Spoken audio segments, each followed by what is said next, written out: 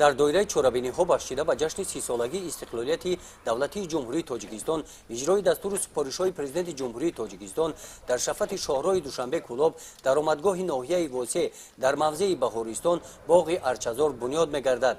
рӯзи истироҳатӣ якшанбе 18 ноябр вазири молияи ҷумҳурии тоҷикистон раиси ноҳияи восеъ ва ҳашарчиён кормандони сарроёсати молияи вилояти хатлон сардорони раёсатҳои молияи шаҳру ноҳияҳои минтақаи кӯлоб кормандони шуъбаи маорифи ноҳияи восеъ бо шинонидани ниҳол ба бунёди арчазор шурӯъ карданд.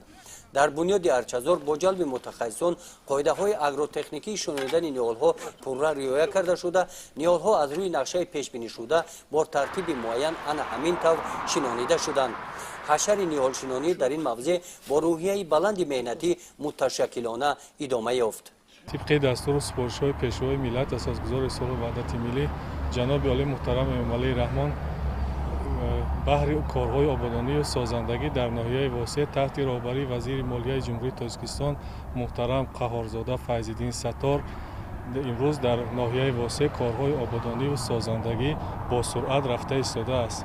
چون که امروز شما شاهد حال گشتید در موضع بهارستان در سرحد ناحیه واسع درخت‌های آرایشی در زمین‌های تل و تپه بیکار خوابیده شینانده ایستادند که این البته این اقدام تا 30 سالگی استقلالیت دولتی جمهوری تاجیکستان دوام می‌یابد.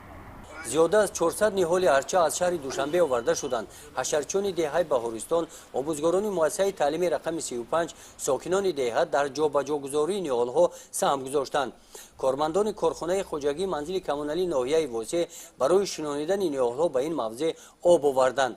نصف روزی همه 400 نیهال ارچه شنانیده شده این موضع یک روز پیش خالی انا همین طور سبز و خورم گردانیده شد. گزارش خواجه نظری خدای نظر ظهروف از ناحیه واسع برای برنامه اطلاعاتی نوید.